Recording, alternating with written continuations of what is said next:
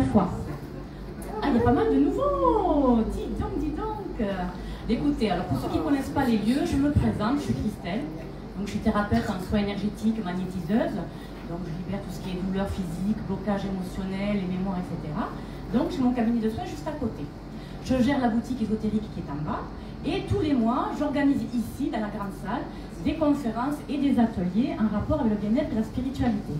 Donc aujourd'hui, j'ai l'honneur, le grand plaisir d'accueillir Claire Flacon. Vous l'applaudir. Alors, elle a quand même du mérite parce qu'elle a fait beaucoup d'heures de train pour arriver jusqu'ici. Elle habite à Nancy, vous voyez un peu, donc plus de 8 heures de trajet, sans compter les explications et les complications, on va dire, n'est-ce pas? Donc ça a été un peu laborieux, mais enfin, elle est arrivée. Donc merci à elle d'être avec nous aujourd'hui à Toulouse. Un grand merci à elle. Alors pour bon, tout le monde connaît, qui c'est qui ne connaît pas Claire Flacon, hein? Tout le monde est là. Oui, d'ailleurs. Oui, il y en a très peu. Et oui, il y en a quelques-uns. Je ne connais pas les réseaux. Oui. D'accord. Elle est beaucoup sur les réseaux. Ok. D'accord. Bienvenue.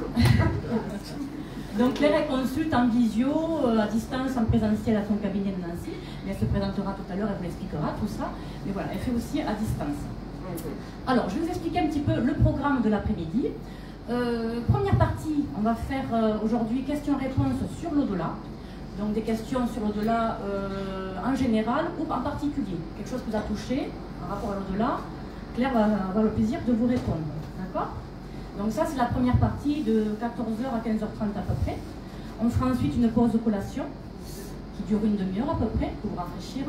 Et après, on reprendra par la médiumnité en salle avec Claire. Parce que moi, je ne ferai que participer et regarder, juste. Je ne ferai pas la médiumnité. Donc là, elle n'a pas besoin de photos. Elle transmettra les messages directement au public. D'accord? Est-ce que vous avez des questions par rapport à tout ça? Oui? Moi, je voudrais te remercier. Ah, merci, voilà, c'est gentil. pour ce que tu fais, pour ce que tu nous apportes et pour aujourd'hui aussi. Merci à toi, tu as vraiment touché énormément. Merci, c'est adorable. D'ailleurs, ça me fait penser que du coup, puisque tu me parles de ça, le mois prochain, exceptionnellement, j'organise une après-midi médiumnité voyance le dimanche 25 août avec Nadia Brisset. Elle est déjà venue au mois de juin. Hein, voilà, elle était là. Et donc, on s'est dit, pourquoi pas, on sera un petit comité très certainement, parce qu'au mois d'août, il n'y a pas grand monde, mais au moins, on sera un petit comité, et puis c'est familial, et puis on a envie de mettre ça en place. Donc, ça sera une après-midi médiumnité voyance pour ceux qui sont intéressés. Voilà. On va essayer donc d'être calme et attentif pendant la séance de Claire. Et donc, on va du coup débrancher tout ce qui est portable. Oui, mettez en ne pas s'il vous plaît. déranger, pensez-y, ne pas Pensez-y, parce que déranger des fois, ça perturbe. Voilà. Voilà, C'est je vois vrai. qu'il y a du coup, on éteint les portables. Est-ce que vous avez des questions par rapport à l'organisation de l'après-midi? Tout va bien? Ça va? Pas de questions? Non, on va éviter. Non, on va rester. Non, pas le choix. Du coup, je laisse la parole à Claire Flacon, elle va vous expliquer tout ça, elle va se présenter. Merci à elle. Merci beaucoup. Je vais là au cas où, pour les questions, on verra. Je vais parler dans ce micro. Alors, c'est la première conférence que je fais qui soit en dehors de journées de conférence avec plusieurs médiums, voilà. Contact défunt public, j'en ai fait. Les derniers, c'est drôle qu'on mette la clim ça parce que les derniers étaient à moins 2 degrés sous un chapiteau dehors. Et je peux vous dire que c'est un baptême de faire des contacts défunts à moins 2. Donc là, on est bien, avec la climatisation, on fermera peut-être pour les contacts défunts seulement, Christelle. Les clims? Oui, celle qui est bruyante en tout cas. D'accord. Parce que dans le chuchotement et tout. Et voilà, donc je remercie Christelle qui est en train de bidouiller son live, la live Facebook comme ça, qui permettra de rediffuser sur YouTube, TikTok, tout ça, enfin ton YouTube déjà, oui, sur Facebook. Oui. Ici, il marche, non? Oui, c'est bon. Ouais. Vous m'entendez bien au bout? C'est bon? Ah, super. Donc, je reste assise pour le moment. Pour les contacts défunts, je me lèverai peut-être un peu devant. J'ai déjà vu faire un petit balayage comme ça de personnes qui sont suivies de leur âme, qui sont ou visibles là, derrière elles, ou que je peux entendre. C'est ma façon de faire de la médiumnité, c'est d'utiliser tous les clairsens qu'on peut, en tout cas les défunts, je les laisse utiliser tout ce qu'ils peuvent. La clairaudience, la clairaudience est particulier chez moi, c'est ce qui a déclenché beaucoup ma médiumnité et qui m'a fait très peur d'ailleurs. Et la clairvoyance, donc, ou de voir les âmes en tant que silhouette énergétique, silhouette en hologramme, en lumière aussi, un peu comme des auras si vous voulez, et puis aussi en fermant les yeux, en me coupant de la matérialité. Le troisième œil prend le relais et je vais voir ici que j'ai quelqu'un, ici, là-bas. Voilà, ça permet aux défunts de ne pas avoir non plus à apparaître. Mais voilà, c'est une histoire de toute façon de troisième œil, la clairvoyance, me toucher, le clair ressenti.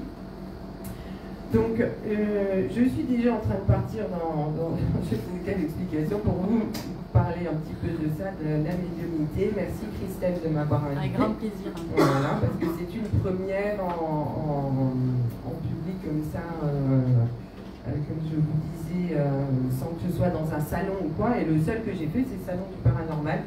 Je suis toujours sur les réseaux à faire des lives toutes les semaines et je consulte. Pour vous donner un petit peu ce que je fais de mes journées ou de mes semaines, je consulte du lundi au vendredi, toutes les après-midi, qui neige, qui pleuve, qui vente, je consulte. C'est ma mission, si vous voulez, et en visio, les 3/4 du temps, à distance. Donc, il y a des personnes qui sont à La Réunion, en Australie, Tokyo, enfin bref, en Grèce. Vous allez me voir beaucoup mousser, j'ai une allergie à je ne sais quoi. Et puis je travaille au cabinet, donc à mon cabinet à Nancy, où j'accueille une personne qui souhaite préfère en présentiel, tout ça, voilà. Aujourd'hui, je me déplace pour vous rencontrer. C'est pas quelque chose qui est rémunéré ou quoi, c'est pour faire un moment de spiritualité qui soit intense, joli, passer des messages, et puis un petit peu prêcher la bonne parole, comme je dis, parce que quand on est approché par des âmes, l'amour, tout ce qui nous passe de messages au quotidien nous servent à continuer dans de meilleures conditions, à continuer à avoir des épreuves, mais à les prendre mieux. Alors, pour les questions, aujourd'hui, vous pouvez, on va le faire en levant la main, je pense. Oui. Oui. Donc poser des questions personnelles par rapport à l'au-delà, vos défunts, vos signes, quelque chose, une question qui revient, j'ai toujours ça, je ne sais pas si ça peut être un signe, sur les guides, sur l'au-delà, les vies antérieures, voilà. Je suis là pour répondre à vos questions, qu'elles soient générales ou plus personnelles. Et on apprend beaucoup de choses en échangeant nos questions sur la spiritualité, sur la médiumnité, l'au-delà. Alors, on va démarrer. Sinon, qui veulent poser des questions sur au-delà, des choses qui vous ont... Alors, si vous voulez, je ne sais pas si c'est... Pour les personnes qui ne me connaissent pas, le temps qu'elles passent le micro, je ne me suis pas présentée, mais donc, je m'appelle Claire Flacon, j'habite à Nancy, j'ai 42 ans, je suis née le 12 janvier 82, et c'est depuis petite, donc, pardon, j'avais oublié de me présenter, si tu veux. Voilà, depuis petite, j'ai toujours ces âmes qui sont apparues dans le noir, avec les yeux ouverts, toujours des âmes qui s'avancent, et ça continue encore aujourd'hui. Maintenant, je sais pourquoi, mais toute petite, et même quand j'ai travaillé dans l'ophtalmologie en tant qu'infirmière, ensuite cadre de santé, eh bien, je demandais au professeur de rétine, tout ça, écoute, il y a un patient, il est un peu bizarre, il voit des humains à s'approcher de lui, des silhouettes humaines, s'approcher de lui quand il ouvre les yeux dans le noir. Est-ce que tu penses que c'est une persistance rétinienne?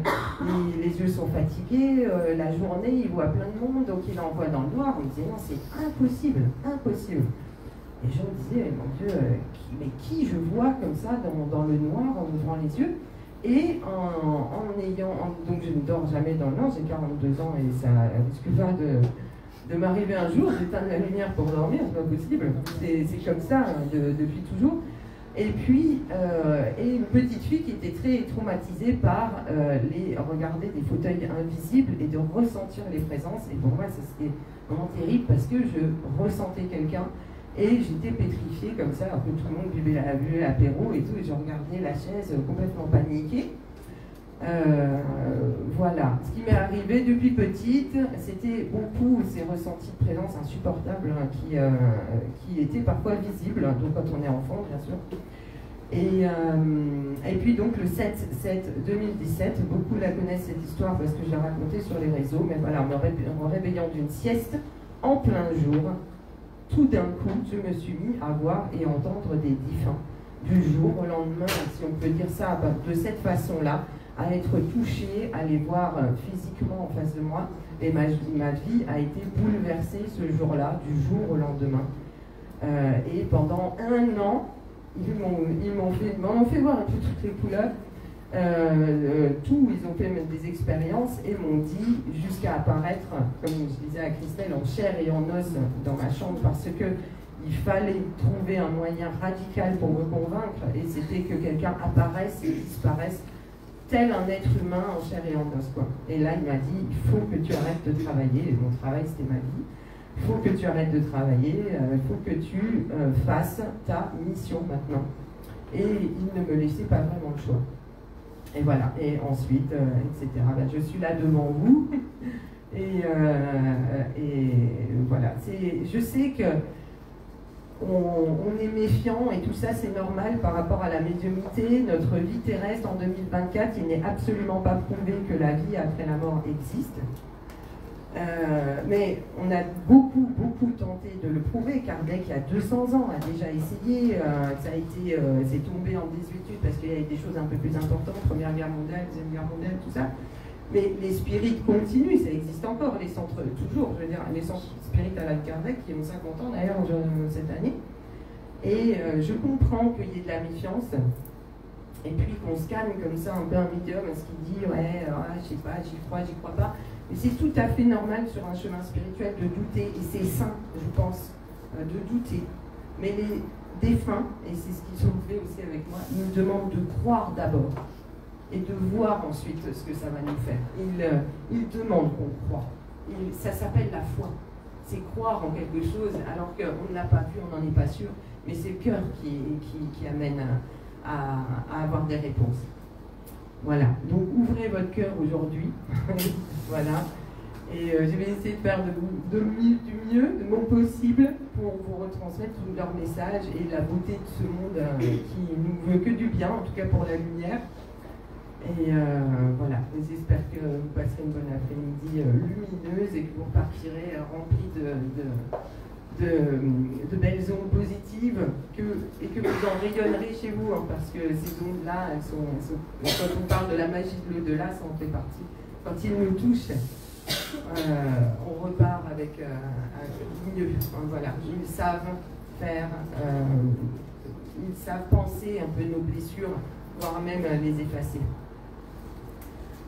Bien, eh bien, je te laisse poser la première question. Ton prénom, s'il te plaît. Alors, bonjour. Bonjour. Je m'appelle Isabelle. Vous avez répondu à une partie de mes questions, du coup. Non, mais c'est très bien.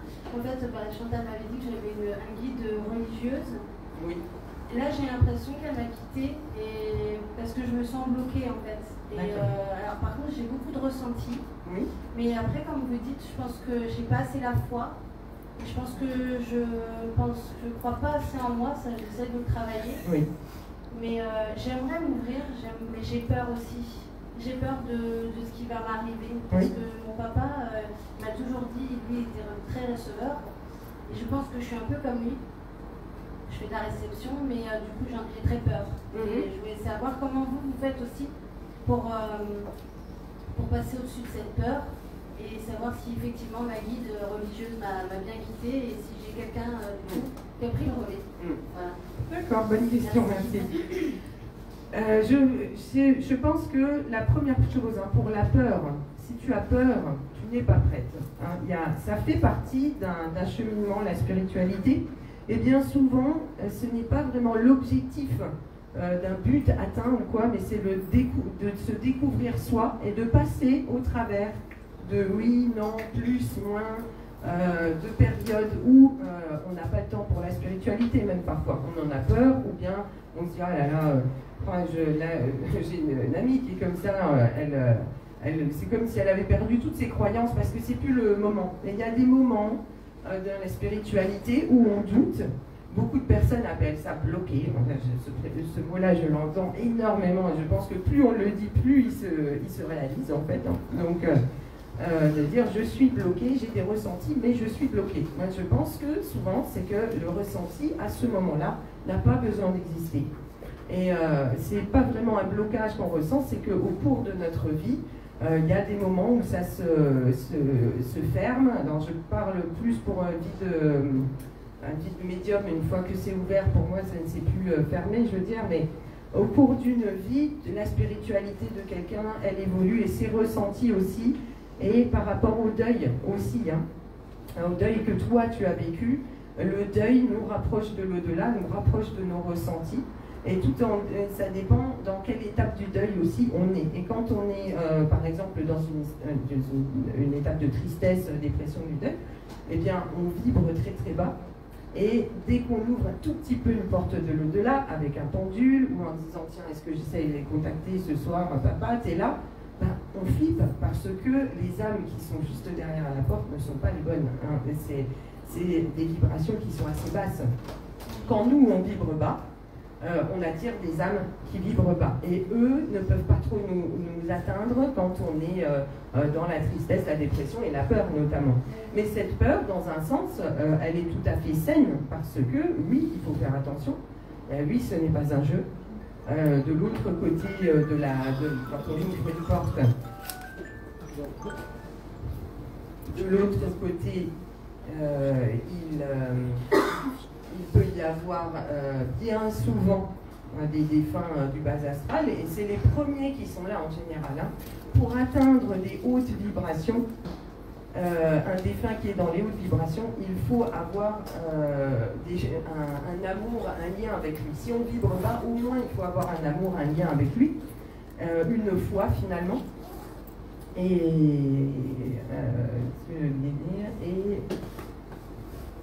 Pardon, c'est le téléphone. Je suis désolée. Alors moi, je suis hyper réceptive aux choses qui se passent à côté et tout, et très vite perturbable par les bruits. Et donc je ne sais plus ce que je disais, pardon. Par rapport à la sainte dont tu me parlais, donc tu as un référent religieux comme ça qui est venu te voir, c'est ça l'histoire? Non, Chantal, elle disait que mon guide, c'était une religieuse. Ah d'accord, ok, pardon, je croyais une image d'une sainte ou d'une religieuse et tout ça. Ok, d'accord. Et j'ai peur qu'elle soit partie, parce que je suis beaucoup moins dans la croyance. Oui. Et... Oui, si cette guide est ta guide, elle sait que tu vas avoir des moments de flottement de croyance, des moments où le terrestre il reprend plus le dessus, le boulot, le mari, les enfants, les trucs, vous changez de boulot et tout ça.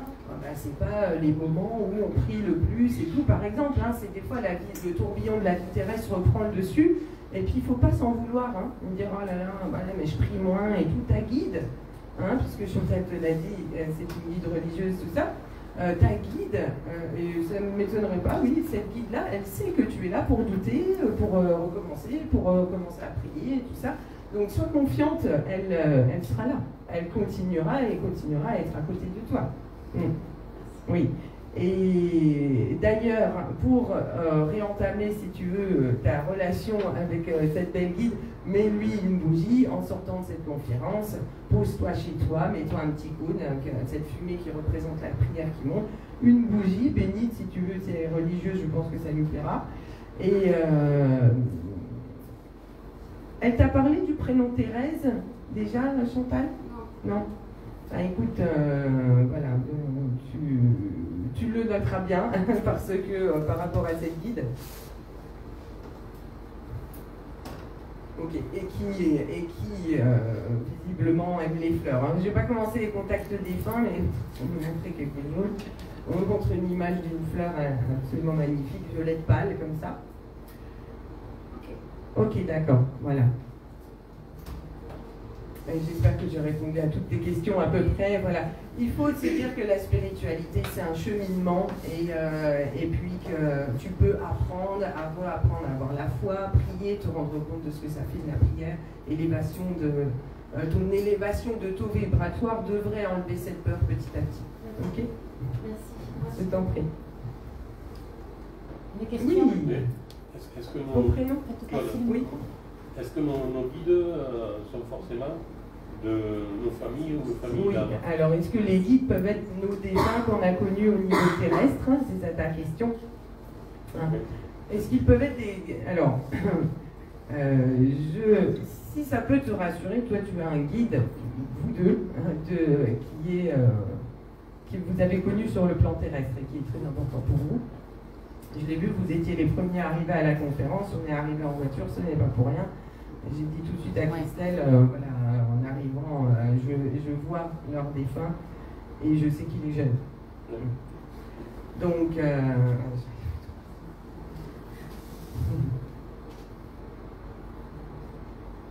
il est là, en tout cas. Il vous a suivi. Oui.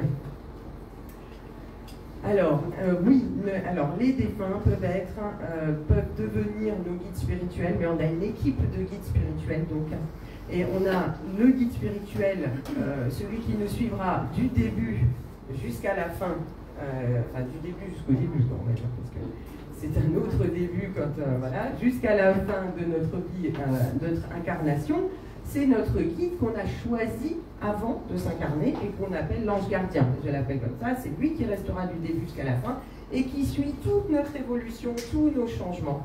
Et il y a une équipe de guides, chez les Kardec on dit qu'il y en a 4 à 7 à peu près, continuellement, qui changent selon des moments de notre vie, selon nos besoins en fait. Ou quand par exemple, on fait de la compétition, la détermination, la motivation, quand on est jeune, on arrête à 20 ans, voilà, on a compris quelque chose, le guide du sport à peu près s'en va, un autre revient et va apprendre des choses au niveau, dans notre équipe de guide et va s'en aller faire le guide de quelqu'un d'autre. Mais il y aura toujours le principal, l'ange gardien, et c'est celui qu'on a choisi avant notre incarnation. Donc, on peut avoir des guides spirituels qu'on a connus au niveau terrestre qui montent pour nous aider, mais ce n'est pas le principal, si vous voulez. Mais ils vont avoir une importance capitale dans notre vie en participant parce qu'ils nous ont connus, voilà, au niveau terrestre. Et ils ont envie. Quand on a quelqu'un de la famille et aussi proche qui monte là-haut, il a envie de faire quelque chose pour nous. Mais après, ils ont leur propre destin aussi, là-bas. Voilà. Ouais. Voilà. Votre question? Ah, pardon. Merci. Oui, oui. Bon, ben, je viens de Nancy. Voilà, j'ai une petite question. Oui. Je ressens des manifestations depuis quelques années maintenant qui sont de plus en plus fortes. Oui.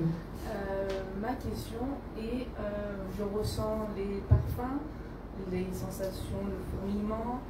Je ne sais pas quoi en faire et qu'est-ce que je dois faire avec ce message, cette sensation que je ressens. Est-ce que c'est dans ma tête? Oui. Cette question aussi, est-ce que c'est pour moi? Voilà, donc je me retrouve avec tout plein de sensations et que je ne sais pas quoi en faire et voilà. Oui, j'ai compris. Merci. Ton prénom? Anaïs. Anaïs, oui, c'est vrai, tu l'as dit, c'est vrai. Alors, ici, il y a beaucoup de personnes qui ont des ressentis spirituels, qui sont spirituels, on va dire ça comme ça, c'est-à-dire qui ont un intérêt vers tout ce qui est esprit et tout ça. Donc ta question, je pense, va parler à beaucoup de monde.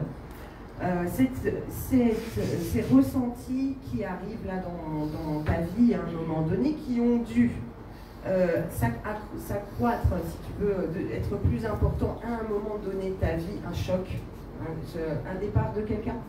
Ça commence avec le décès de mon grand-père, oui. Et ensuite à l'arrivée des enfants. D'accord, voilà. Tiens, l'arrivée d'âme, justement, parlons-en. À l'arrivée d'âme, il y a des équilibres qui se font comme ça. Le papy s'en va, 2 semaines après naît un tel petit enfant, ou l'inverse, ou le même jour. Ça, les synchronicités de date avec les naissances.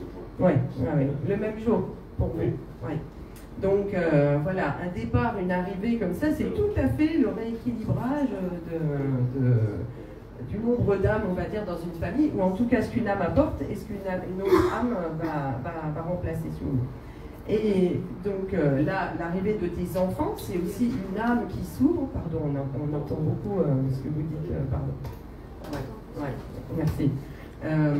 L'arrivée, je disais donc, d'un enfant, on a l'âme qui s'ouvre avec d'autres vibrations, de l'amour, et les enfants, c'est drôle, on a toujours l'impression que nous, on est leur guide, qu'on leur apprend et tout, mais ils naissent quand même près de nous pour nous guider aussi.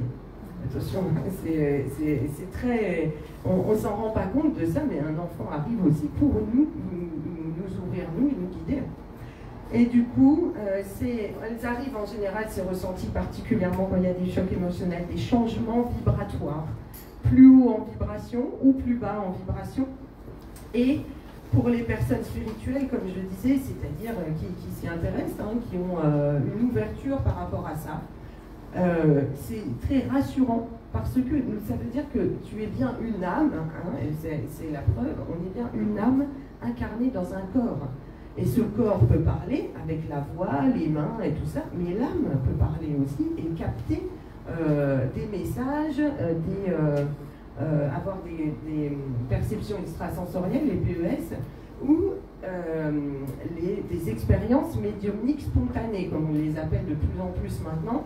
Ces expériences médiumniques spontanées, c'est ressentir un frisson, quelque chose en clair-olfaction, un parfum de muguet, de tabac, de cigare, d'essence, de brûler par rapport à un incendie. Ben voilà, les défunts ont toute leur imagination et le temps pour nous faire ressentir beaucoup de choses comme ça. Et les frissons, ça peut être d'un chuchotement, quand on se réveille aussi, des fois souvent entre le sommeil et tout ça, je demande quand est-ce que vous l'entendez? Ben, c'est au moment où je me réveille, entre le sommeil et tout.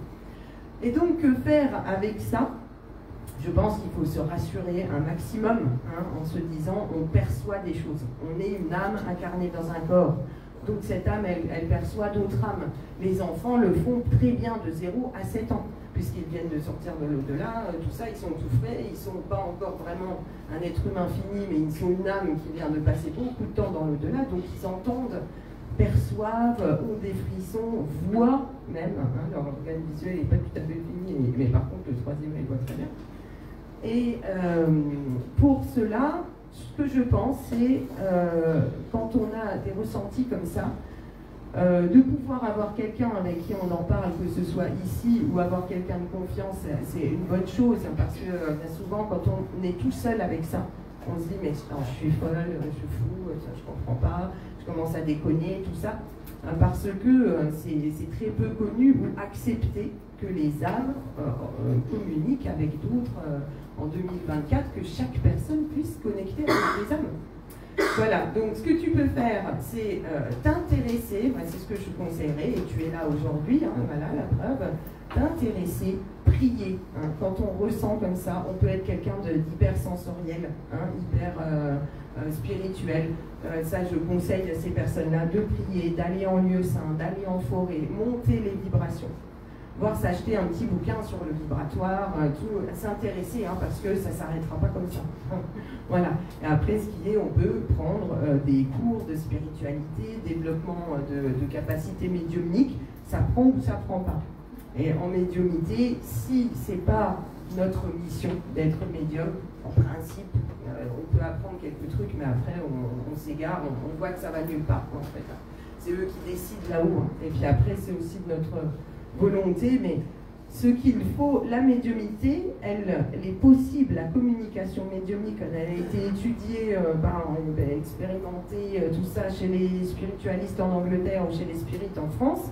Les spirites, c'est les adeptes de Kardec et du spiritisme. Les spiritualistes, c'est les Anglais.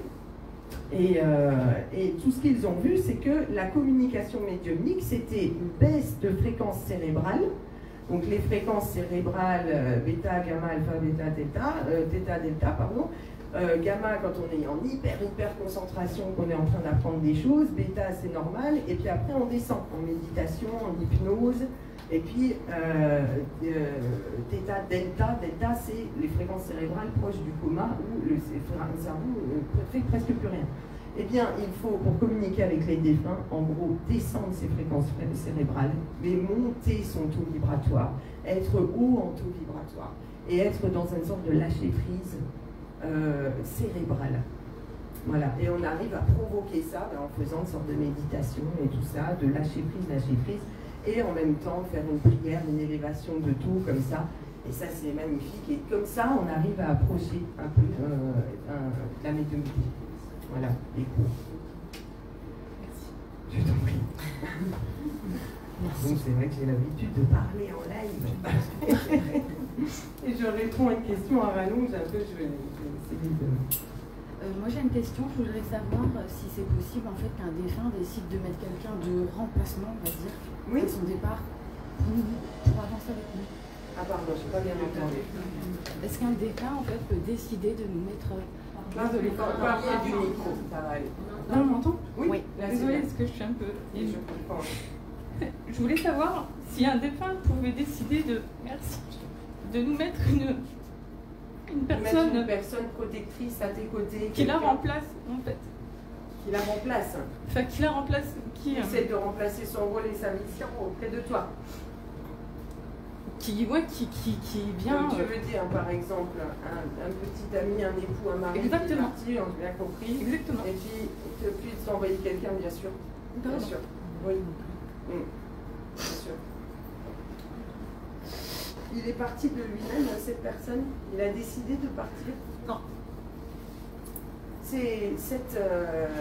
dans tous les cas, de toute façon, décider de partir, maladie, tout ça, c'est tout à fait ce qui peut être fait, qu'il soit là-bas et qu'il aide à ça. Mais que ce soit même déjà prévu depuis très longtemps, que cette personne doit s'en aller au-dessus, soit ton allié, continue à être au-dessus, te connaisse, t'aime de là-haut. C'est de l'amour dématérialisé. Quand quelqu'un s'en va, il continue à aimer, mais il n'est plus visible, on ne peut le toucher, il n'est plus visible. Donc c'est de l'amour immatériel, décorporalisé, on pourrait dire immatériel, une fois qu'il est parti là. Une fois que donc le défunt a rejoint l'au-delà, c'est un amour immatériel. Eux savent ce que c'est bon de nous envoyer de l'amour ici au niveau terrestre. Nous, on s'en rend beaucoup moins compte. Mais donc, tu es aimé de lui là-haut et par quelqu'un, oui, en effet, qui vient remplacer, comme tu disais, on va dire ça parce que c'est difficile de trouver les mots, mais on fait ce qu'on peut. Mais bien sûr, et d'être totalement heureux de ça.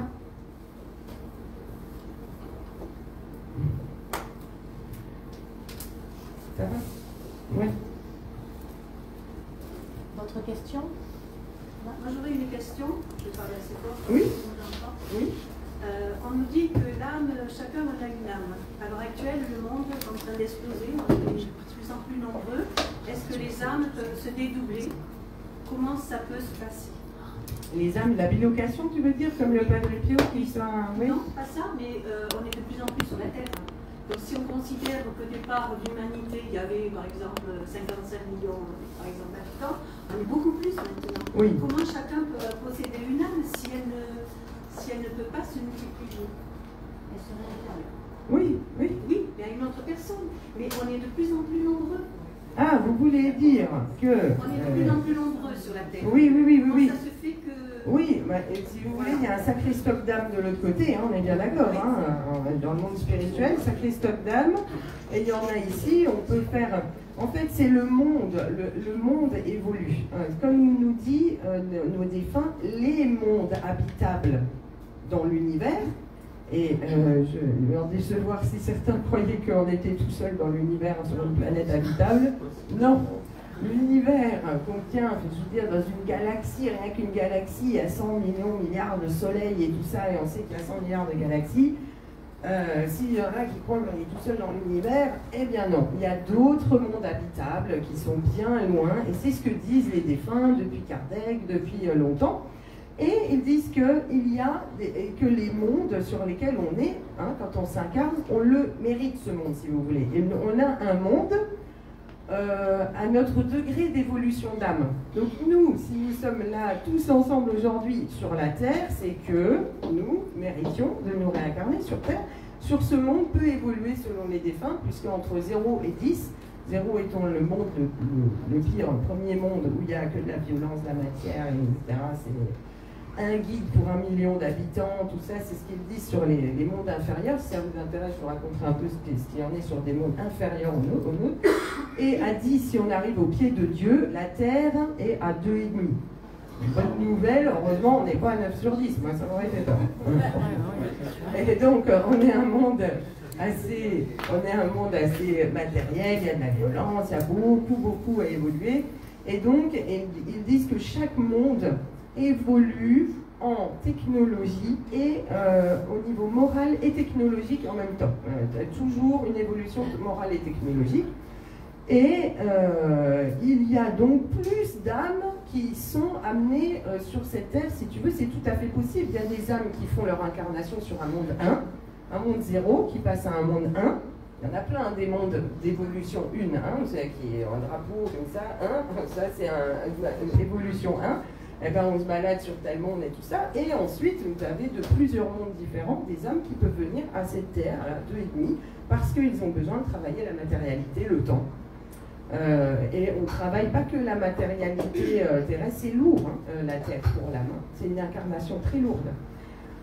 Pour avoir vécu ce qui s'apparente à une EMI le 7-7-2017, quand un défunt m'a emmené au plafond et suis retourné dans mon corps, on était en train de partir ensemble, et puis quelque chose n'a pas réussi, si vous voulez, je suis retombée dans mon corps. J'ai vécu ce moment qu'on décrit dans les EMI à 100 000 fois le bonheur qu'on puisse connaître où vous voulez sur Terre. Et quand je suis retombée, c'est atroce, j'ai l'impression que votre corps il fait 10 pianos, le poids de 10 pianos. Enfin, on se rend compte de la grande différence de légèreté de l'âme là-haut, et puis ici, comme c'est lourd, si vous voulez. Donc, c'est que notre monde est utile, comme il est là, à des âmes et qui viennent s'incarner dessus, apprendre, tout ça. Et aussi parce qu'on laisse les mondes se développer. Si on fait des naissances et des naissances, parfois, les âmes, il y en a un stock assez incroyable de l'autre côté. Je ne sais pas si j'ai bien répondu à ta question. Ton prénom, pardon?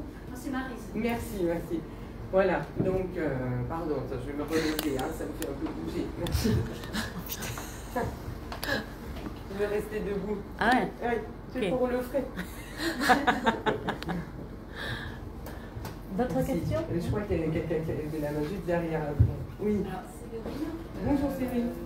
La question c'est, est-ce qu'à partir du moment où une âme est réincarnée, oui. est-ce qu'elle a une capacité quand même de réintervenir en dernier? Oui, d'accord, ok. Quand une âme est réincarnée, est-ce qu'elle peut revenir parler médiumniquement, tu veux dire, près d'un médium? Non. Oui, près d'un médium ou revenir vers nous. Alors, si par exemple tu perds un papa et que ce papa renaît sur Terre, est-ce qu'il peut venir te voir en tant que petit garçon réintervenir? Oui, d'accord. Alors, là, oui, non. Pas physiquement, d'accord. Alors, quand un défunt est parti dans l'au-delà et qu'il est réincarné sur Terre, il est incontactable médiumniquement parlant. Il n'est plus une âme désincarnée. Donc, il devient un être humain. Je ne suis pas très contactable par un médium, par exemple. Tu vois ce que je veux dire? Je ne pourrais pas aller chuchoter à l'oreille d'un médium. Donc, toute personne incarnée, après, n'est plus contactable par un médium. Mais là où il peut intervenir, c'est toutes les connexions d'âme qu'on a en rêve, d'esprit à esprit. Après, si vous y croyez, hein, les connexions d'esprit à esprit vivant sont très très puissantes. Hein. On pourrait même, je me souviens dans un bouquin de Hannes Jacob, Au-delà d'un défunt, Mahan Hannes Jacob, qui est médium, guérisseur et tout ça, assez connu en Suisse, il disait je vous mets le pari que je peux lire dans l'esprit ou envoyer des informations à quelqu'un qui est sur une station spatiale, si vous voulez, hein, parce que d'esprit à esprit, c'est très très puissant. Mais en 2024, on ne nous apprend pas ça à la maternelle, qu'on parle d'esprit à esprit, qu'on peut envoyer par la pensée des bonnes ondes, tout ça. Donc ça, c'est ce qui peut se passer de vivant à vivant. Mais il faut quand même se dire que les âmes passent un bon bout de temps dans l'au-delà. On a le temps. Avant de voir sa grand-mère réincarnée à côté de soi, il s'en passe quand même du temps. Il n'y a pas aujourd'hui un temps déterminé dans l'au-delà. Alan Kardec, les spirites qui continuent de travailler sur toutes ces questions-là et de façon très sérieuse.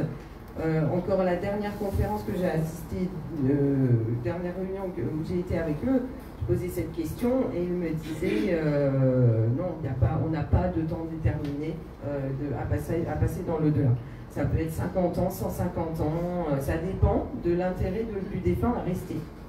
Voilà, à accueillir toute sa famille, par exemple, à être le dernier des moutons de la famille dans l'au-delà, à revoir toutes les générations revenir, voilà. On peut se réincarner vite, on peut passer plus de temps dans l'au-delà. Ça, c'est selon l'évolution du défunt. J'ai répondu à ta question? Oui, merci. Dis-moi.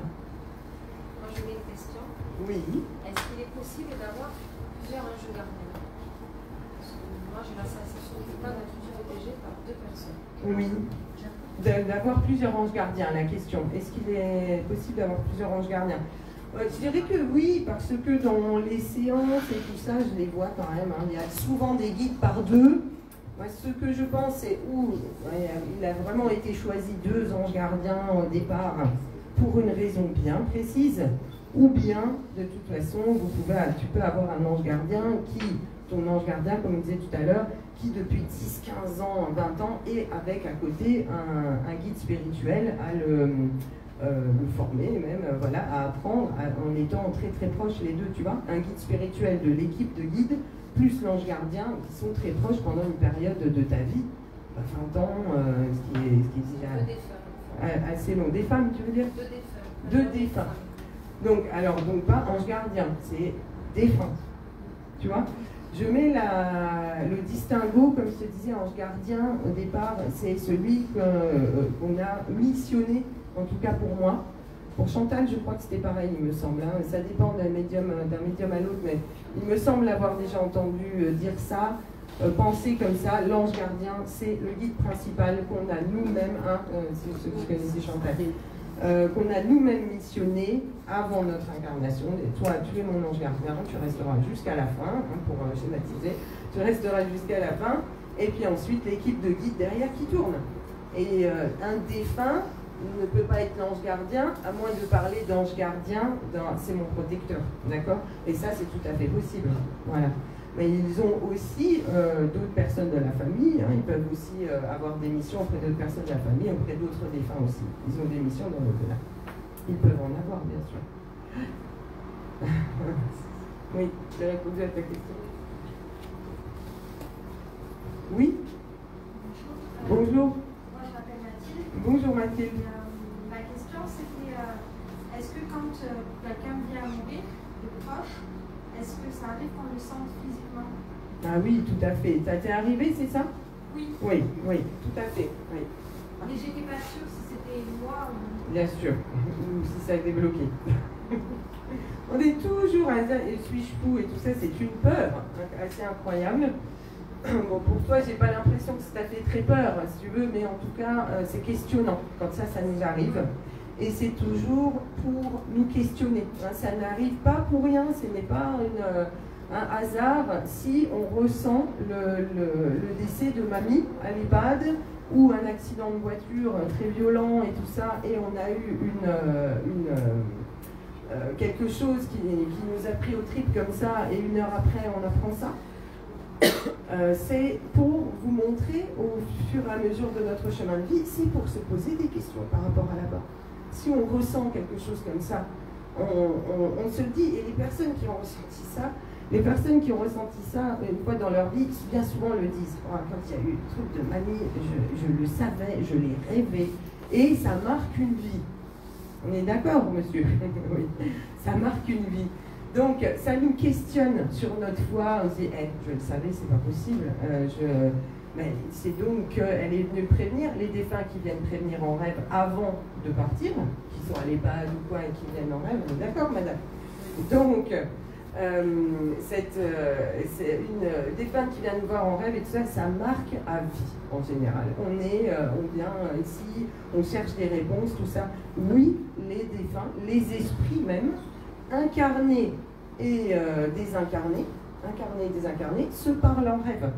On peut parler en rêve à son ex-mari qui rêve 10 km à côté, vous voyez, et qui est vivant. On peut se rejoindre et redormir et se réveiller et ne pas s'en souvenir ou s'en souvenir d'ailleurs. Il y a des personnes qui se souviennent très bien de leurs rêves, d'autres moins, et d'autres qui en ont moins besoin. Ça dépend dans une vie. Les médicaments aussi, c'est un peu embêtant pour se souvenir de ses rêves.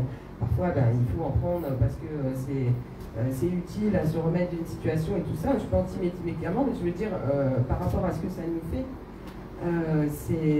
ça peut empêcher de se souvenir des rêves.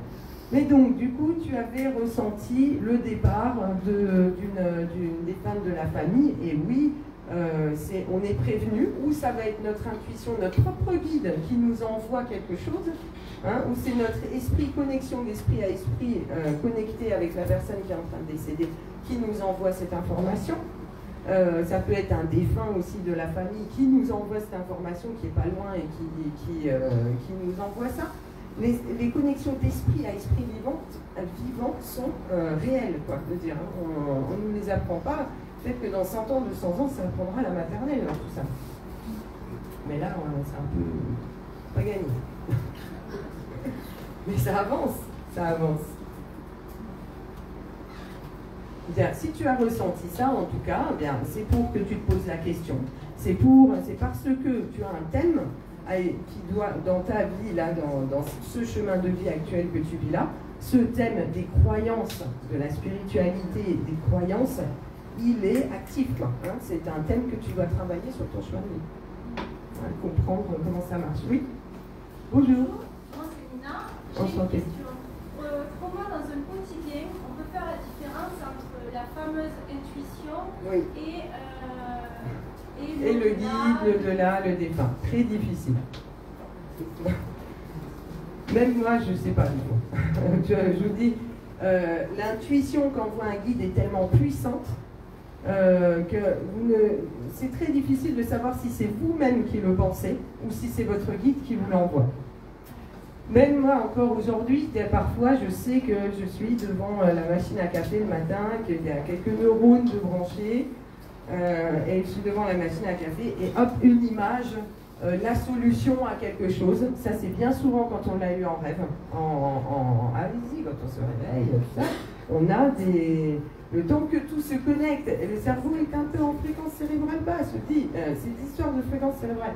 Si le cerveau, il est un peu sur pause, et que l'âme, l'esprit se réveille, il est un petit peu sans lui, il y a plein de choses qui arrivent, d'esprit, de connexion d'esprit, de télépathie, je veux dire, c'est très très difficile de savoir. Entre la télépathie et ce qu'on pense soi-même, où est-ce que le guide envoie des images, des pensées, tout ça.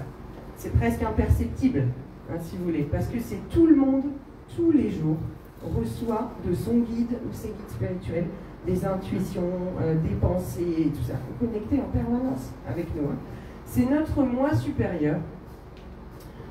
On l'appelle comme ça, pas qu'il soit supérieur, mais bon, il est au-dessus dans l'énergie astrale, si vous voulez, et il est notre connexion à qui nous étions là-bas, à ce que nous étions venus chercher. Ici, on sait que quand on va s'incarner sur Terre, on va être compromis corrompu presque, j'ai envie de dire, l'esprit par la matière, l'argent, la haine, la difficulté, le mensonge et tout ça, tout ce qu'on vit et qui est difficile, qui agresse les goûts d'ailleurs. Et là-bas, ce lien-là qu'on a à notre guide, nos guides spirituels, ce moi supérieur, c'est notre conscience supérieure. Hein. C'est très bien imagé quand on a le petit ange là en haut qui est ah oui, qu'est-ce qu'il penserait là-bas, c'est notre lien à la sagesse hein, et à notre ancienne sagesse avant de nous incarner qui est mise à mal. Et on le sait, c'est fait pour. Voilà. C'est difficile. Voilà. C'est pas simple du tout de savoir. Quand un guide, évidemment, parle, quand j'ai une conversation en claire audience avec un guide, là je le sais, mais je sais qu'il m'en renvoie plein de trucs la journée, et moi non plus, je ne peux pas tout reconnaître. Pas facile, ça. C'est encore, moi aussi, c'est le point d'interrogation. C'est difficile de reconnaître. Voilà. Il y a plein de choses. Hein. Si on a, par exemple, une image lumineuse, tout d'un coup, on se sent super bien, tout léger et tout ça, oui, et là, on peut dire qu'il y a une intervention de guide, mais ils sont très discrets, la plupart du temps. Merci, Mina.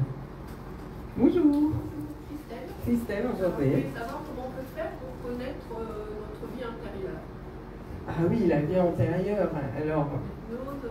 Oui, bon, il y a l'hypnose trans, je ne sais plus comment ils appellent ça, transrégressive. Ericksonienne, il y en a plusieurs.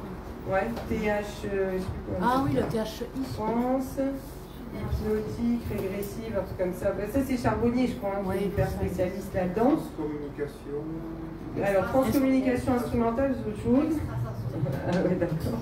Transcommunication extrasensorielle, comme ça, vous avez entendu? Charbonnier. La transcommunication extrasensorielle? Ah ouais. Non, transcommunication hypnotique, on est d'accord, hein, c'est TCH, je me souviens. Donc, pour connaître ses vies antérieures, alors, ma perso, dans les séances que je fais, c'est les guides qui informent des vies antérieures. Ils savent que je fais, dans l'histoire, je fais attention aux scènes qui me montrent. J'ai un peu l'habitude de ça, là, dans le coin, là, qu'on me donne des informations sur la vie antérieure. Parce que pas juste pour, c'est pas le but n'étant pas de dire, ah, ben, je sais ça, je sais, vous avez été au Moyen-Âge et tout. Non, c'est de voir quel est le lien avec la vie d'aujourd'hui. Hein, ce qu'on a déjà travaillé dans une vie et ce qu'on est en train de retravailler là. Il doit y avoir un rapport avec la chose, avec le présent, avec la vie présente. C'est ça le but des vies antérieures. Hein. Et sinon, par rapport aux vies intérieures, donc demander à un médium, puisqu'il est en connexion avec les guides, et les guides savent tout ça, nos bilans, nos vies, ils connaissent très très bien notre âme. Et il y a ces impressions hein, en vie antérieure, hein, quand on a toujours une impression, on adore visiter les châteaux médiévaux, les fêtes de village médiévales, on bloque devant un couteau quelqu'un qui fait ça je sais plus, à la main, au pied, tout ça, ça nous donne des indications quand même. Et je pense... On a déjà vécu cette sensation, oui, de scène déjà vécue. Oui. Il y a alors ça c'est les trucs de déjà vu, hein, le déjà vu, ah, j'ai déjà vécu cette scène, c'est pour moi que cette scène elle doit arriver dans une vie. C'est vraiment, j'ai déjà vu des scènes arriver 2 ans à l'avance, je vais essayer de dire, mais dans la maison où j'étais, je vais vous dire, ça va vous faire rire, dans la maison où j'habitais, j'ai entendu une amie à moi rentrer dans la maison, les talons hein, au premier étage, comme si elle y était, avec mon compagnon, comme si elle y était. Ils discutaient de sortir les meubles, et ils avaient l'air d'être ensemble dans cette scène, mais ils n'étaient pas dans la maison. Hein, et je faisais ça, par contre, la scène existait. On était en train de nous montrer une scène future qui allait arriver. Je dis, bon, tu déconnes un petit peu, tout ça. Ça n'allait pas trop bien. Et cette scène est exactement arrivée 2 ans plus tard. Les talons, la personne, tout ça, ils se sont mariés. Hein. C'est après. Ouais. Je vais vous dire. Donc, on m'a prévenu 2 ans avant, et de la scène exacte, avec le bruit des talons, machin, et tout ça, à passer au rez-de-chaussée en disant bon, on l'enlève sa commode là maintenant. Et je souhaite beaucoup de bonheur. Et mais du coup, non, pour moi, ce qui était très intéressant, c'est que cette scène-là, je l'avais vue 2 ans avant, exactement le bruit, le son et tout ça. Donc il y a des scènes qui sont prévues totalement. Totalement. Vous avez vu ça aussi? La copine est partie aussi avec lui. Je rêvais dans la nuit du dimanche au lundi, du coup. Oui. Le lundi, j'arrive en classe. Et dans mon rêve, le professeur faisait l'appel. Oui. Il fait l'appel. Il arrive le nom de la personne. Voilà, c'est mon rêve. Oui. Mon rêve de la nuit. Oui, voilà, c'est ça. Donc on est prévenu. La doc, en fait, elle arrive jambe cassée, la scène identique à la nuit. D'accord, exactement donc, ce qu'il y avait dans le rêve. Donc, prémonition, tout ça, c'est fait pour nous faire réfléchir sur notre âme et tout ça, et voir que tout n'est pas le présent, le passé, le futur et tout ça, et que tout n'est pas linéaire comme ça. Ah ben non, on ne peut pas savoir ce qui va se passer dans le futur. Si, notre esprit, c'est très intéressant d'ailleurs, hein, tout ce qu'on va voir en prémonition, tout ce que l'esprit peut nous permettre de faire et que le cerveau ne veut pas comprendre, quoi. J'étais en train de répondre donc à cette question que tu me posais par rapport au déjà vu et aux vies antérieures. Donc tout ce que vous avez comme impression par rapport à une époque, vous achetez tout le temps des livres sur je sais pas, Catherine de Médicis, Nostradamus, des Louis XIV, voilà, Versailles. Versailles, il y a beaucoup d'âmes qui ont rêvé d'aller à Versailles. Au cours de leur vie terrestre ici. On est certainement nombreux ici à se dire, ouais, on va bien y aller à Versailles il y a 300 ans. Peut-être 300 ans, oui, c'est ça. Hein. On a vécu cette période 1750 et à l'époque, si nous étions paysans et tout, on rêvait d'y aller. Hein. Et aujourd'hui, ça peut être un attrait pour tout ça. Pour ce roi, voilà. Souvent Versailles. Souvent. Alors, pour connaître ses vies antérieures, donc demandez un médium, demandez un guide. Le professeur Charbonnier fait des... Je n'y ai pas participé, je ne sais pas si ce que ça en est, mais en tout cas, il essaye, hein, je crois. Voilà. C'est des régressions hein, dans les vies antérieures, me semble. Non? Ah, pas du tout. C'est la transcommunication hypnotique. D'accord. C'est-à-dire dans une salle, les gens... Il aide à l'hypnose et les gens pour essayer de parler à ses défunts et ils peuvent voir des défunts ou ne pas les voir. D'accord. Ok. D'accord. Oui, il m'avait semblé dire quelque chose de lui par rapport aux vies antérieures. Il fait 2 choses. Il fait ça et après il fait à Paris, dans les grandes salles de cinéma, au Grand Rex, il fait ça. À ce moment-là, c'est de l'hypnose avec 400 personnes. Oui, d'accord. Vous êtes allé? Moi, j'ai fait la TCH. D'accord. Et donc, bien? Moi, je n'ai personne. D'accord. J'ai vu 3 fois. Par contre, j'ai eu des violentes douleurs, toujours un talon, autant en machine. D'accord. Je ne sais pas. Ok. Et par contre, il y a un petit peu des briefings là à la fin. Et c'est impressionnant, les gens, qu'est-ce qu'ils peuvent. Ce qu'ils ont vu, c'est assez impressionnant. Il y a des gens qui ont vu des enfants d'autres personnes. Oui, bah, évidemment, hein, bien sûr. Il y a des âmes, oui, tout à fait. Il y a des âmes qui sont là. Quand on se met en condition, je sais pas. Quand on se met en condition comme ça, oui, il y a des âmes qui sont là, il y a quelqu'un qui va réussir à capter. C'est ce qu'on disait hein, par rapport au ressenti médiumnique, tout ça. On a, je pense, tous la possibilité de quelque chose. Mais dans une vie, il y en a qui passent leur vie entière.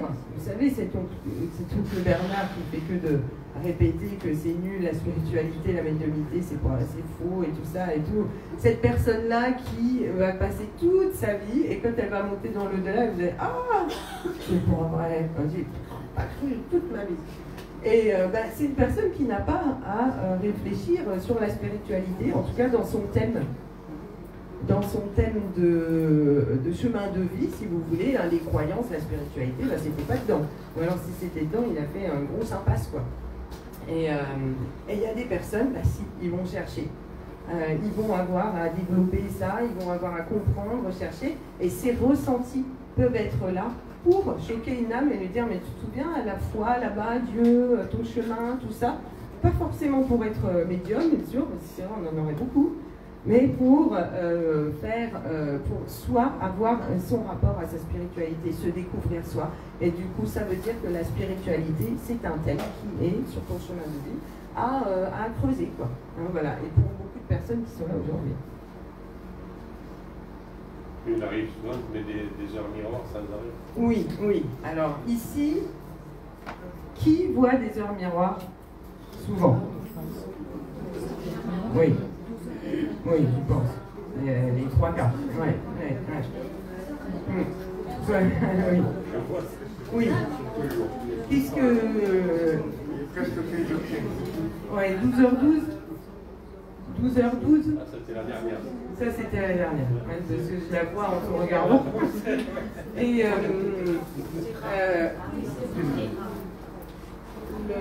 par rapport aux heures miroirs, pour poser la question, on ne bosse pas pour tout ça, parce qu'elle est beaucoup posée cette question-là. C'est vrai que les personnes un peu spirituelles, on va les appeler comme ça, hein, les personnes qui s'intéressent à la spiritualité, qui ont des croyances et de l'au-delà, ou en tout cas qui se posent des questions, ce qui est déjà pas mal, hein, de ne pas être sûr de ce qu'on sait de l'autre côté, mais se poser des questions, c'est déjà génial.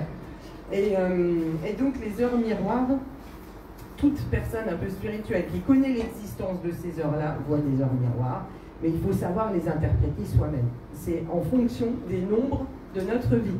Moi, je suis née le 12, mon défunt papa est né le 12, bon, bah, si je vois un 12h12 par exemple, je prends un exemple du coup, si je vois un 12h12, oh, bah, c'est une petite pensée, un clin d'œil, et pense à toi, il y a des choses à faire pour toi.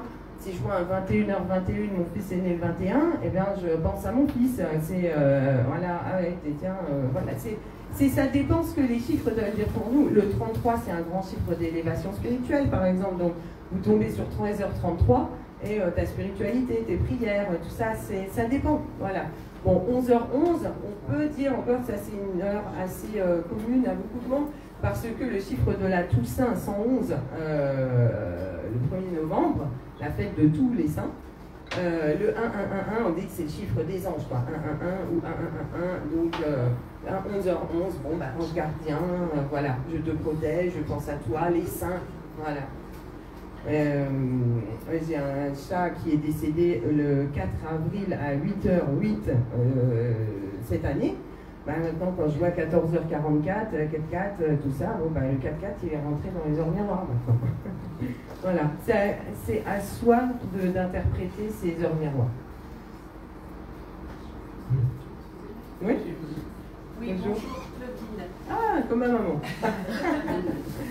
Oui, quand vous parlez des heures miroirs, mais bon, moi j'ai vu beaucoup de choses là-dessus. Oui. Les heures miroirs, moi, ce que j'ai souvent, oui, c'est qu'ils correspondent aussi. Bon, normalement, on dit qu'on a 3 anges, l'ange gardien, celui qui nous suit jusqu'à notre mort, celui du cœur et celui qui gère avec tous ceux qui sont sur la terre. Et moi, je me suis aperçue qu'il y a des heures miroirs qui correspondent à nos autres anges gardiens. D'accord. Et qu'on peut leur demander parce qu'ils sont plus présents vis-à-vis de nous pour qu'on leur demande quelque chose. D'accord, vous voulez dire, donc leur miroir, elle prévient qu'il n'est pas loin. Oui. C'est le principe. Et voilà, puis de lui dire, allez, demande-moi quelque chose, je ne suis pas loin. Ouais, c'est ce que bon, là, ce que bon, oui. comme je pense là-dessus. Oui. Alors voilà, est-ce que vous confirmez que... Oui, ben, je dirais qu'une heure miroir, alors je dis souvent, hein, si l'heure, le temps vous fait des signaux avec les heures miroirs, c'est-à-dire qu'il est temps de faire quelque chose, parce que c'est quand même, reste que l'heure miroir, c'est le temps. Hein, donc qu'est-ce que tu fais? Ou sois patiente, ou dépêche-toi. Hein, mais après, c'est à interpréter selon notre vie. Parce que eux, ils vont nous donner des signes qu'on puisse nous comprendre. Et quand on commence en spiritualité à décortiquer un peu ces signes, eh ben, le guide là-bas, il est content. Parce qu'il se dit, ah ben, elle comprend plus de trucs maintenant, hein, ça, elle le sait. Et oui, je pense que c'est tout à fait, ça peut être, pense à moi là-haut, hein, demande-moi, ou ça peut être une demande de fais un choix. Parce que le guide, parfois, il attend qu'on fasse ses choix. On n'est pas la marionnette du guide qui fait comme ça, alors, ce serait hyper ennuyeux. Autant pour le guide que pour nous, hein, franchement. Ce serait hyper ennuyeux s'il devait faire la marionnette. Attends, tourne à droite, attends. Non, non. Il y a des moments, il nous aide et tout, mais il y a des moments, des ronds-points, des carrefours, c'est à nous de choisir. Et là, les personnes, des fois, arrivent comme ça, on me dit, il en pense quoi, mon guide? Elle dit, il veut que tu choisisses. C'est l'épreuve du choix. Parce que notre âme, elle doit évoluer. Et il y a un moment, elle dit, bon, ben maintenant, elle est prête, c'est à elle de prendre le choix. Elle va là ou elle va là. Et elle ira, responsabilité, ses choix et tout ça, et on continuera notre petit chemin. Et si elle s'est retrompée, eh ben, elle s'est retrompée, elle le verra au choix suivant qu'elle ne prendra plus le même. Et eux, ils doivent, à des moments, et je pense que ces heures miroirs, elles sont aussi beaucoup là, quand il y a des choix, regarde un peu d'un côté spirituel, monte un petit peu, prends du recul et de la hauteur. Ah oui? Oui, trop. Pardon. Prends du recul et de la hauteur, et puis regarde un petit peu spirituellement, arrête tout. Les heures miroirs, tu comprends? Aussi. Parce que notre vie, elle va à 1000 à l'heure. Et si on n'arrête pas de voir, à chaque fois qu'on tourne la tête, bon après, si on regarde le micro toutes les 2 minutes, voilà, je veux dire, si on est secrétaire médical, on est à côté d'un ordinateur, et qu'on donne des rendez-vous toute la journée, et qu'on regarde tous les 5 minutes, bon, là, non. Par contre, on se réveille en plein milieu de la nuit, je le fais très souvent, hop, réveil en plein milieu de la nuit, je prends un téléphone la dernière fois 3h33, ou le matin, je sais plus, oui, je me suis réveillée à 6h21, parce que moi, je regarde beaucoup les nombres, toute la journée, ma vie est faite de nombres, si tu veux, maintenant, j'observe les nombres partout. Et la veille, un défunt m'avait dit, elle est décédée le 21 juin, et je me réveille, pour une raison inconnue, à 6h21 le matin. Je reconnais cette date, tu vois, de la veille. Et je pense que c'est les forces de l'univers là au-dessus, elles sont tellement plus puissantes que notre petite vie matérielle, tout ça qui se passe normalement, 2 minutes passent.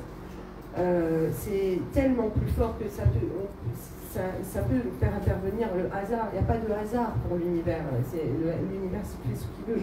Les forces au-dessus des guides et tout ça, finalement, peuvent te faire tourner la tête à 4h44. Voilà. Je pense que moi, ça veut dire il est temps. Regarde un petit peu ta spiritualité, repris, voilà, de nous arrêter aussi hein, dans notre quotidien complètement déjanté, des fois qui va très très vite, quoi. Eux, ils essayent ils veulent qu'on prenne des pauses réflexives, hein, tout le temps. Hein, Une autre question par rapport, oui, ouais.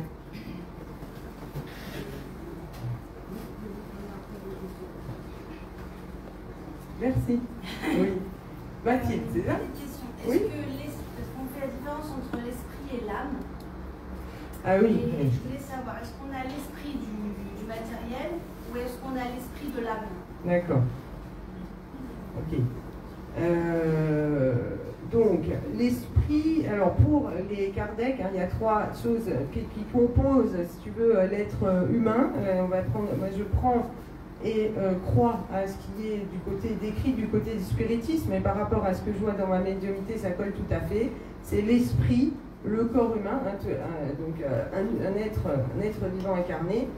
C'est l'esprit et l'âme que moi je mets dans le même, un très synonyme, si tu veux. Hein, l'esprit qui s'incarne dans un corps humain, corporel, donc matériel, et entre les deux, il y a le périsprit, enfin, qui lie les deux. L'esprit est complètement immatériel. C'est la conscience, si vous voulez, hein, vous avez déjà demandé, mais quand on décède, est-ce qu'il n'y a plus rien? Est-ce que ça s'éteint, c'est tout noir et tout? Est-ce que je continuerai à penser? Si je suis fatiguée, j'en ai eu plein dans ma vie et tout, à un moment, j'ai envie que ça s'arrête complètement. Eh bien, cet esprit-là, la conscience, elle existe, elle est complètement immatérielle, l'esprit. Le corps humain, on a bien compris, c'est lui, les matériels physiques et tout ça. Et entre les deux, ce qui relie les deux, c'est le périsprit, comme le dit Alan Kardec, les spirites. Le périsprit, c'est un double de notre corps humain qui nous accompagne dans l'au-delà. C'est pour ça que les défunts voient leurs mains. C'est pour ça qu'ils peuvent apparaître des fois ici, là, derrière. Quand vous êtes arrivés, vous étiez les premiers là où je voyais à côté de vous votre défunt. Bon, je n'ai pas commencé parce que... Mais voilà, donc ils apparaissent avec leur périsprit, si vous voulez, dans l'au-delà, parce que notre âme, elle n'est pas prête à découvrir, être complètement invisible dans l'univers comme ça. Non, on n'est pas prêt. On est encore trop matière corporelle. On a besoin de se voir, son égout, ses mains... son corps, voilà. Donc il y a ce double du corps humain. Alors Marie Curie, elle disait, hein, les spirites est venue parler lors de séances de spiritisme dans un cercle spirit à Anne Kardec et essayer de décrire la matière de ce esprit et qu'on n'était pas encore assez évolué pour savoir correctement ce que c'était. En tout cas, voilà, on a l'âme, esprit, je le mets en synonyme, et Kardec aussi d'ailleurs, le corps humain et ce périsprit. On a un double de notre corps qui nous suit là-bas, mais c'est tout à fait logique. Hein. Mais après, sa matière, c'est un peu comme de la vapeur d'eau. Ça peut apparaître, ça peut disparaître, ça peut paraître plus matériel. Voilà. Merci à toi. Oui. J'ai une question, en fait, je voulais savoir comment en fait on peut savoir notre chemin de vie, notre rôle en fait. Ah oui, cette question, ouais, c'est une bonne question parce que... Ouais. Eh bien, on n'a pas le droit de le savoir. À la réponse de la question, oui, ça on est réponse directe. Oui, voilà, exactement. On n'a pas le droit de le savoir parce que ce serait de nos guides. Si nos guides, cette question-là, elle est posée à toute séance à un médium. Voilà, 99% des séances. Dites-moi, quel est le sens de ma vie? Quel est le sens de mon chemin de vie? C'est quoi le but de mon chemin de vie? Mais nous, les guides ne peuvent pas nous donner cette réponse-là, parce que ça serait, encore une fois, terriblement ennuyeux de tout savoir. Le but d'un être humain est de faire les choses à l'intuition. Avec le guide au-dessus, on ne peut pas avoir cette réponse-là. Ce serait dire, tu veux savoir le sens de ta vie? Alors, tu vas devoir aller là, tu fais ça, ton objectif c'est ça, c'est pour ça en fait que tu es là. Il ne pourrait pas nous dire ça. Il y a la part de mystère, elle est très importante à notre évolution, et la part de je fais à l'intuition. Je sais pas, est-ce que je vais bien, est-ce que je vais pas bien, ouais, mais je sens que ça c'est bien. Avec nos tout ce que nous avons d'antériorité dans nos vies intérieures qui sont très intéressantes pour les guides. Ils nous regardent faire les guides, et c'est passionnant et fascinant pour eux, je vous assure. On pourrait se dire, le mien s'ennuie, ou il y a beaucoup de trucs sur Internet d'humour où on voit les guides qui rigolent, on voit beaucoup. Dire voilà, quand mes guides voient que je me trompe encore de chemin, et puis on va rigoler et tout. Non, c'est fascinant pour eux tout ça, et c'est absolument fascinant. Et la question, quel est le sens de ma vie, on ne peut pas, ils ne peuvent pas y répondre individuellement. Par contre, ils nous donnent d'énormes indices, merci, Dieu merci. Ils nous donnent des indices, on le voit aussi si nous-mêmes on fait un petit peu on prend de la hauteur et qu'on regarde un peu ce qu'on a vécu. Et lors d'une séance de médiumnité, où ce que nous dit un défunt, petit indice par là, petit prénom, petit thème de vie, des ressentis, un rêve sur ceci, cela, on est informé de plein de façons qui soient. Et c'est quand on arrivera là-bas, on va faire ah ouais. On va dire, ah mais oui, mais non, c'est pas vrai. Je suis sûre, on doit s'asseoir un bon coup et le guide va dire, eh oui, 8 fois, t'as essayé 8 fois, j'ai essayé. À mon avis, ça doit être une partie très fascinante aussi, amusante. Voilà, c'est comme ça en tout cas que décrivent les guides. Ils me le disent des fois, quand tu vas remonter, quand tu vas voir d'en haut. Et ils ont raison. Donc il faut cette part de mystère. Et ils ne peuvent pas répondre à quel est le sens de ma vie. Enfin, ils me disent que c'est net. Je ne sais pas si un des personnes qui suivait Chantal, si elle vous a déjà répondu à quel est le sens de ma vie, mais voilà. Patricia Daré, magnifique bouquin que je vous conseille, Les messages de Walter Hofer, où elle voit son ange gardien qui en fait est un ancien SS, donc elle le prend très très mal, et elle dit non, je ne veux pas vous parler, mais bien sûr que si, c'est un ange gardien, peu importe un défunt et tout ça, on lui parle, et peu importe ce qu'il ait fait, en tant que médium, j'ai déjà parlé à des gens qui avaient fait des choses atroces. Mais non, il faut le faire pour le bien de faire des belles vibrations, enfin bref, des pardons, etc. Puis pourquoi je vous dis ça? Oui, Patricia Daré, dans ce bouquin, il l'est bien dit et bien décrit. Non, on ne vous dira pas le sens de votre vie, on ne répond pas à cette question. Que tout le monde se pose, je suis d'accord. Mais ils disent, non, ça n'a plus de sens, voilà, de donner la réponse à cette question. Voilà. Si tu étais venu chercher ça aujourd'hui, je suis désolée si tu étais venu chercher cette réponse. Voilà, mais on a de toute façon aujourd'hui, comme de d'autres jours, mais particulièrement parce que c'est un moment spirituel, on a des petits bouts de réponse. On est là pour apprendre sur le temps, sur la matérialité, sur l'amour, ça c'est sûr. Merci. Pour évoluer, pour gagner en sagesse. Rien que si on avait juste ce but-là, et en gros c'est celui-ci qu'on peut résumer, c'est qu'on vient vivre une incarnation pour gagner en sagesse. Et la sagesse, ce n'est aucun cas quelque chose qui est facile. On dit ils sont beaux les sages, machin, vous êtes chouettes et tout ça, mais c'est très difficile. La sagesse, par exemple, pardonner quelqu'un qui a fait l'impardonnable, archi impardonnable, c'est sage, mais c'est difficile. La sagesse, c'est quelque chose qui est difficile, égo mis de côté, tout ça. Donc rien que ça dans notre chemin de vie, rien que ce but-là, il justifie la vie à toute seule.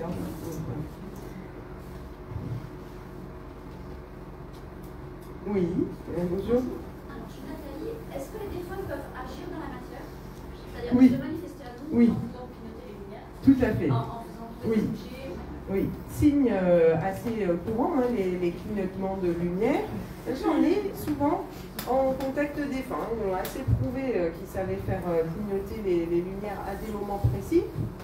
Alors, ils vont utiliser la lumière, par exemple, qui est la plus sensible. Ils vont utiliser l'existant, pour pas se casser la tête. Mais j'ai déjà vu des spots, on m'a envoyé des images, des vidéos et tout ça, des spots qui éclataient à moitié et tout, ils peuvent aller loin. Déplacer les objets, oui, déplacer les objets. Ils sont beaucoup plus évolués que nous sur la matière. Nous, ici, c'est le Moyen-Âge de la matière. Ah oui, c'est clair. Là-bas, dans le monde spirituel, qui est un vrai monde, avec on peut marcher, tout ça. Comme je vous disais, notre âme et notre corps ne sont pas prêts à être dématérialisés de leur corps complètement et tout ça.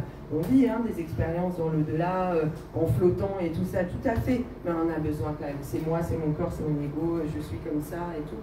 Et donc, il y a besoin aussi, et dans le monde spirituel aussi, faire des balades, marcher, s'asseoir sur un banc 5 minutes avec toi. Donc, ça existe, et ils peuvent matérialiser des choses par la pensée.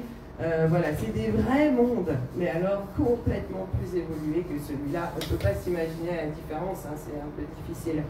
Mais ce qui est créé ici, en général, est déjà connu depuis très très longtemps de l'au-delà. Les inventions et tout, ils le disent, les guides, tout vient de là-bas, d'en haut, et puis c'est envoyé à quelqu'un. Ouais. Beaucoup de créations sont faites médiumniquement. Poèmes, chansons, peintures, bougies, enfin, etc., de créations sont faites en communication, en connexion médiumnique, pardon, envoyée par un guide ou par un défunt. Beaucoup. On est dans un moment comme ça, un peu, on met sa petite musique, la petite radio, on se met tout bien, laissez-moi, comme je tricote, fermez la porte et tout ça.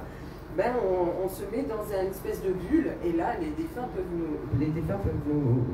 nous approcher ou se connecter bien plus facilement quand on est comme ça. Quand on fait la vaisselle, aussi, c'est le ménage ou quelque chose comme ça, c'est ces gestes répétitifs, là où on est en train de penser. Vous avez remarqué comme on peut partir très loin quand on fait des trucs, machin, on a refait toute sa vie en un sol de cuisine. Donc, ils peuvent nous approcher dans ces moments-là. Parce qu'on est un petit peu quelque part entre ici et pas là, et ici et là-haut. Et c'est là que justement, en plus, on va ressentir quelque chose derrière l'épaule, un chuchotement, ceci, voilà. Pour regarder des fois la télé, c'est toujours avec Bernard. Allez, on va changer. Avec Michel qui regarde le Tour de France, et puis on est à côté un peu comme ça, en train de regarder, et hop, vous avez un souffle dans le cou et tout, parce que on est là, on n'est pas là. Et souvent dans ces moments-là, pardon, je vais remettre mon micro. J'espère que vous entendez bien au fond, hein, pardon. Hein, je vais essayer. Pardon. Je vais le faire plutôt. La personne qui a quelqu'un depuis...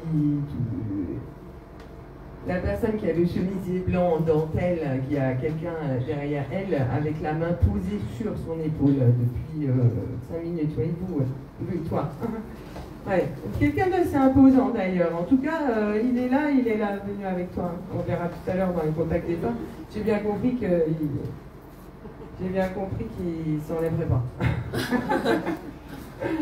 Ouais. T'es venu pour voir un monsieur comme ça? Oui.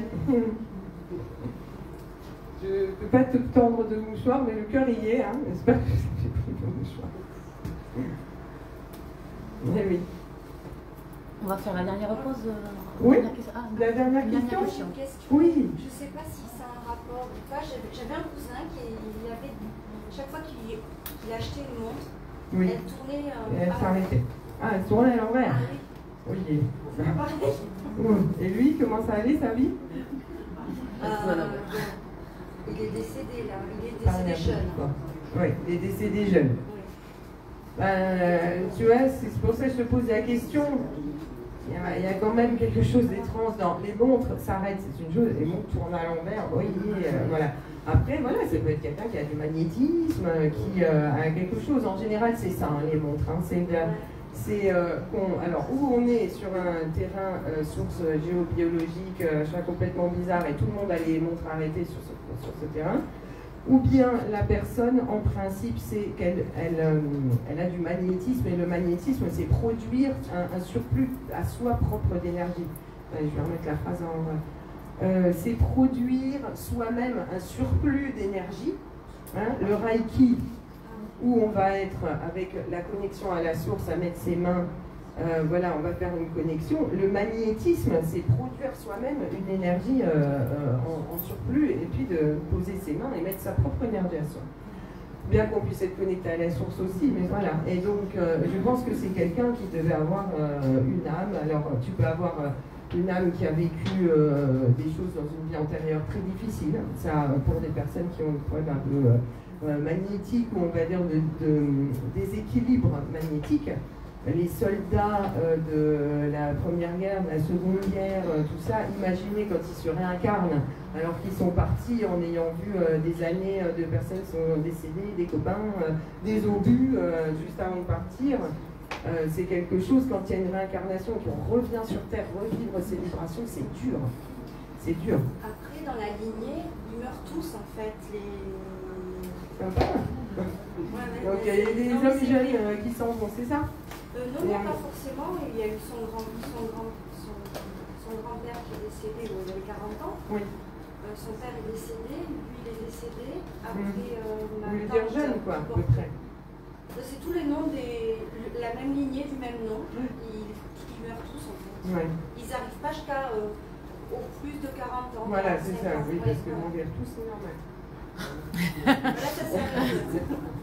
Oui, voilà, c'est jeune. Okay, c'était justement lui qui déréglait les montres. Oui, bah, c'est possible hein, qu'il y ait un égrégore énergétique. Enfin, si tu veux, hein, ce que tu veux dire avec les hommes qui sont bons jeunes, tout ça, à voir, c'est hyper particulier à une famille, tout ça, hein, pour expliquer tout ça. Mais bon, voilà, comme tu me disais, sa montre tourne à l'envers. Je te dis, il va comment? Je dis, bah, il est parti jeune, oui, on est d'accord.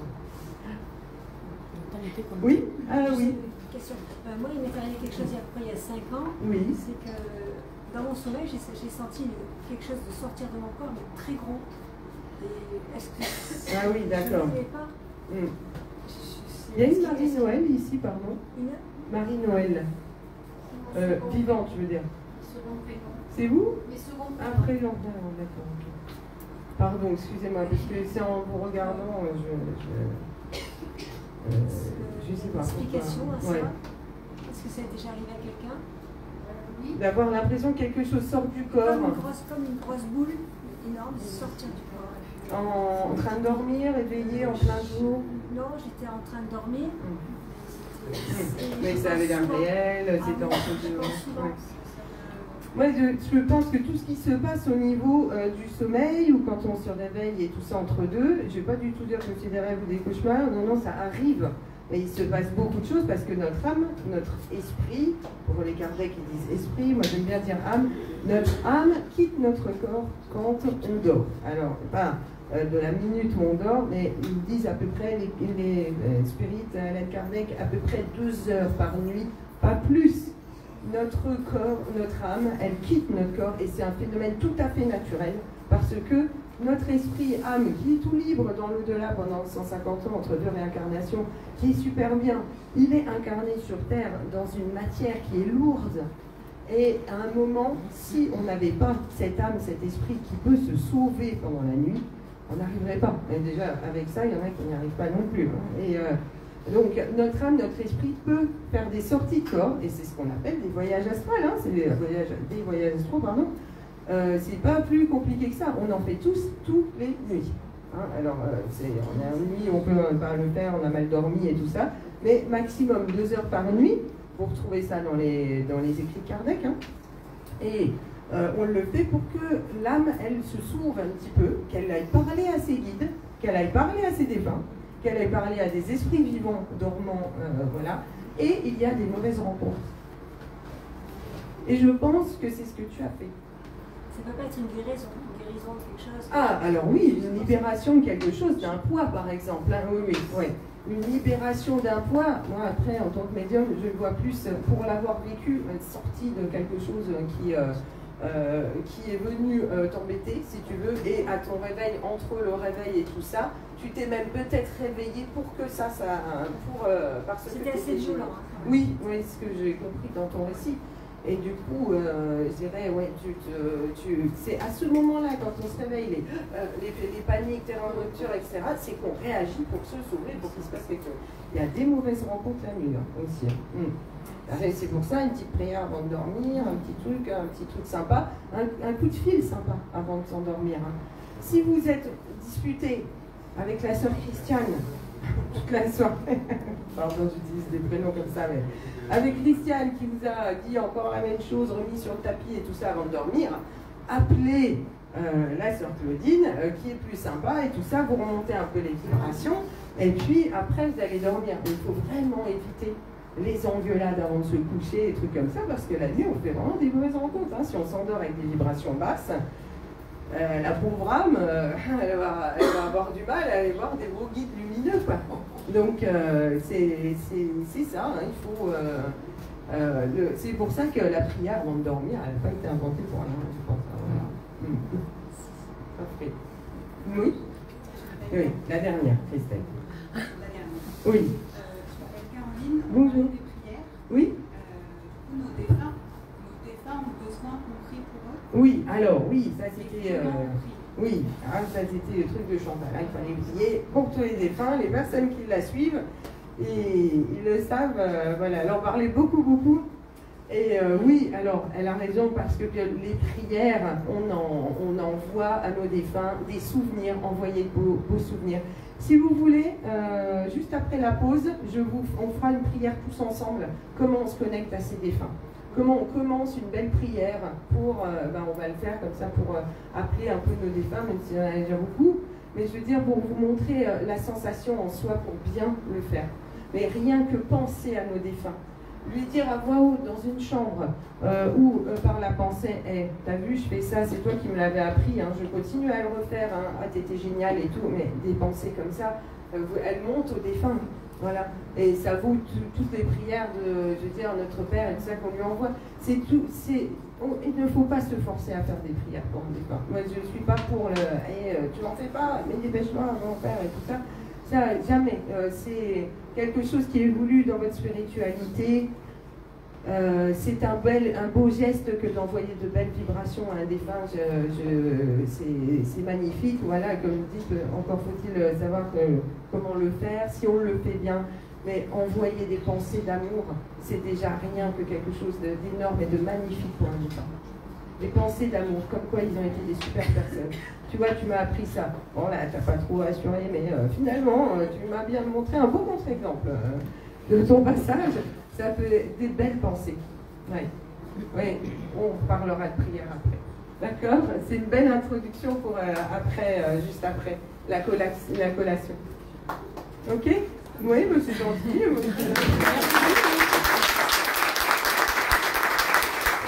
Allez, on fait la pause de collation, on reprend le live tout à l'heure pour la médiumnité.